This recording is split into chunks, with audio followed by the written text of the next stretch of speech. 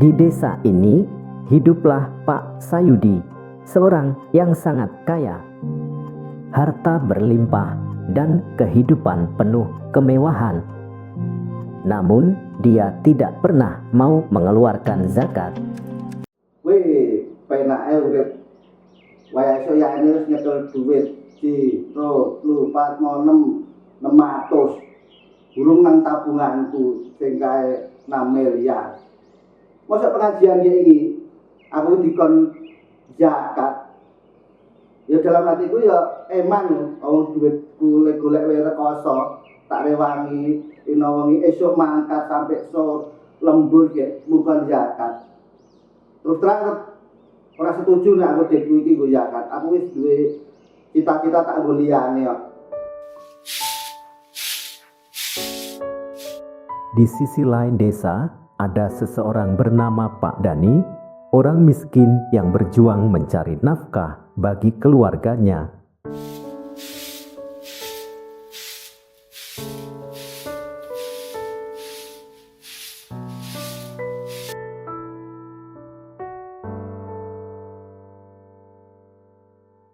Setiap hari, ia bekerja sebagai penyapu kebun dan jalanan untuk memenuhi kebutuhan keluarganya.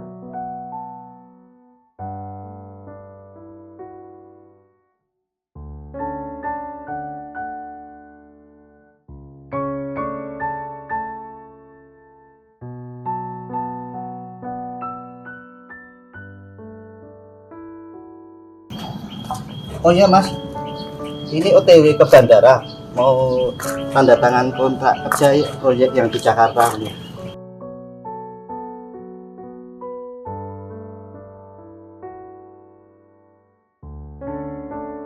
Gusti, ngapa tau uripku kaya ngene terus.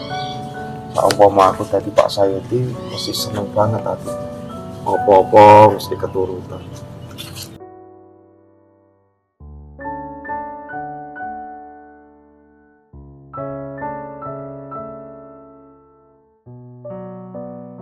Namun, kehidupan tidak selalu adil. Pada suatu ketika, Pak Sayudi mendapat mimpi yang mengguncang hatinya.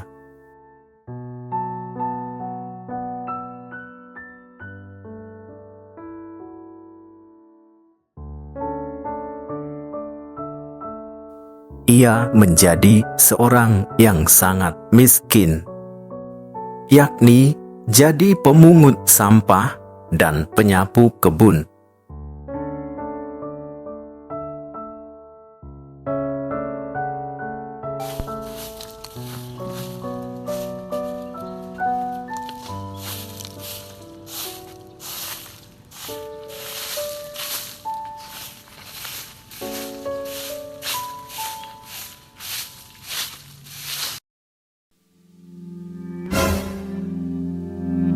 Setelah itu, Pak Sayudi mencari tahu tentang mimpi tersebut dan menanyakan hal itu kepada Ustadz Yuli.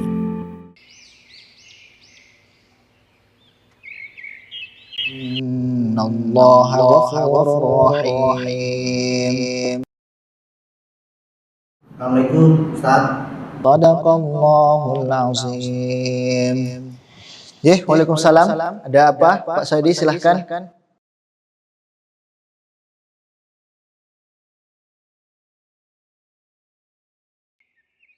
Ustaz, tadi itu saya ketiduran ketika nonton TV di ruangan tengah. Kemudian di dalam ketiduran itu saya itu bermimpi. Mimpinya buat saya itu bikin jantung saya itu berdebar-debar itu. Besok saya dikisahkan itu saya menjadi seorang yang miskin. Kemudian kesehariannya saya cuma sebagai pemungut sampah. Itu sebenarnya ada masalah apa sih tentang mimpi saya itu, Ustaz? Oke, Pak Sayudi, jadi mungkin saja Allah Subhanahu wa Ta'ala sedikit menegur Pak Sayudi melalui mimpi. Karena kemungkinan besar Pak Sayudi mungkin belum bayar zakat. Belum, sampai sekarang belum pernah bayar zakat. Nah, gitu Pak. Allah Subhanahu wa Ta'ala itu sangat maha pemurah dan maha pengasih. Allah mungkin masih sayang sama Pak Sayudi, didatangkan lewat mimpinya segera berzakat. Karena apa Pak Saidi? Karena zakat itu merupakan sebuah kewajiban bagi setiap muslim yang mampu, yang telah memenuhi syarat dan kriteria dari syariat Islam. Jadi zakat itu bukan cuma sekedar menyalurkan harta kita, tapi lebih berfungsi kepada untuk mensucikan harta dan membersihkan jiwa. Membersihkan jiwa dari apa? Membersihkan jiwa dari berbagai macam sifat-sifat keserakahan di dunia, dan juga akan menstabilkan tentunya keadilan sosial di tengah-tengah masyarakat. Jadi ada dalil-dalilnya itu cukup jelas. Saya ambil contoh dalil itu dalam Quran surat Al-Baqarah ayat 43. Allah berfirman, wa aqimus salata wa atuz zakah warka'u ma'ar raki'in. Dirikanlah salat, tunaikanlah zakat, dan rukulah bersama orang-orang yang rukuk. Di ayat yang lain Allah mendeskripsikan lebih jelas lagi tentang zakat, pentingnya zakat. Di Quran surat At-Taubah ayat ke-103, contohnya Allah berfirman, khudh min amwalihim shadaqatan tutahhiruhum wa tuzakkihim biha wa shalli 'alaihim inna sholataka sakanun lahum wallahu sami'un 'alim. Jadi ambillah zakat dari sebagian harta mereka. Jadi di sini kita diperintahkan untuk mengeluarkan zakat. Ya, fungsinya tadi untuk mensucikan dari berbagai macam bentuk sifat-sifat keserakahan dan juga mensucikan harta-harta kita.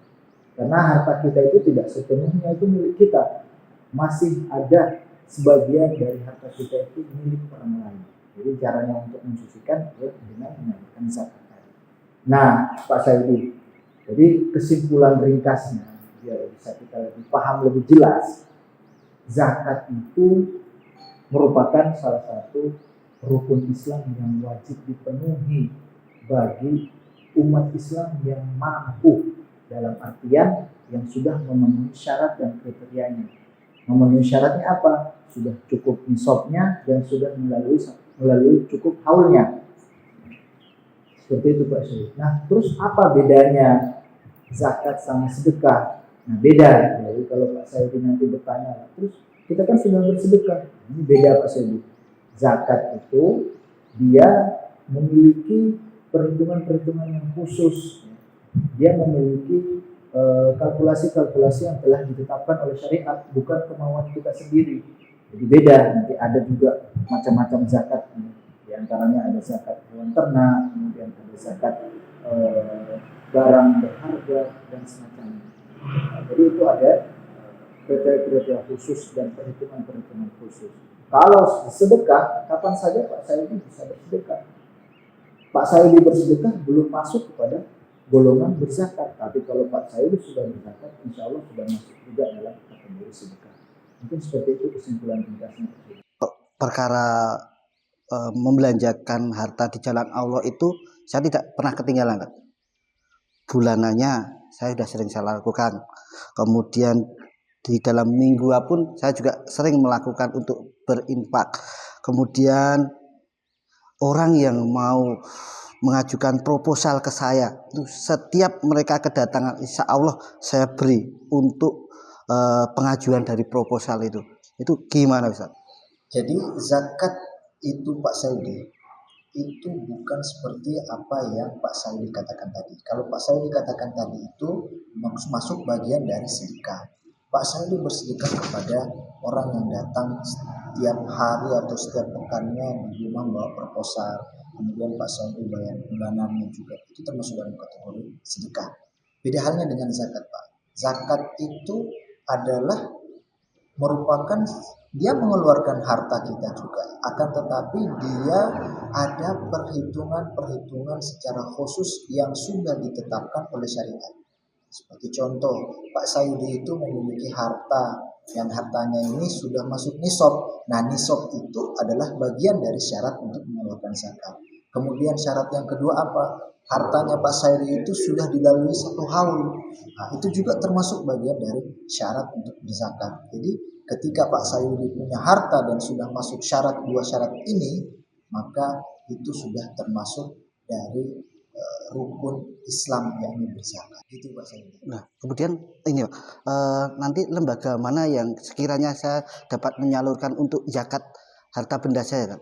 Nah, ini kebetulan saya punya beberapa kenalan asatidzah juga yang merekomendasikan bahwasanya untuk penyaluran zakat ini bisa diserahkan atau bisa disalurkan di Yayasan Kirab Arsyada. Nanti tempatnya itu di Duku Mulyosari, RT 3 RW 4, Kelurahan Sawit, Kecamatan Gantiwarna, Klaten. Silakan nanti Pak Sayudi bisa langsung ke kantor, alamat kantornya, kemudian bisa konsultasi langsung dengan penanggung jawabnya. Gitu Pak Sayudi. Ya, bisa saya pahami tadi bisa melalui di lembaga Yayasan Kirab Arsyada ya untuk zakat saya. Oke, saya berjanji Ustaz, setelah pertemuan ini saya pulang nanti kemudian saya lanjutkan untuk bisa zakat dengan menghitung harta benda saya gitu Pak. Ya, terima kasih ini terhadap tausiahnya Ustaz, sehingga saya ada motivasi untuk berniat zakat yang sebelumnya belum pernah sama sekali untuk mengeluarkan harta benda untuk zakat saya. Sampai sini ya Ustaz, jadi pamit dulu.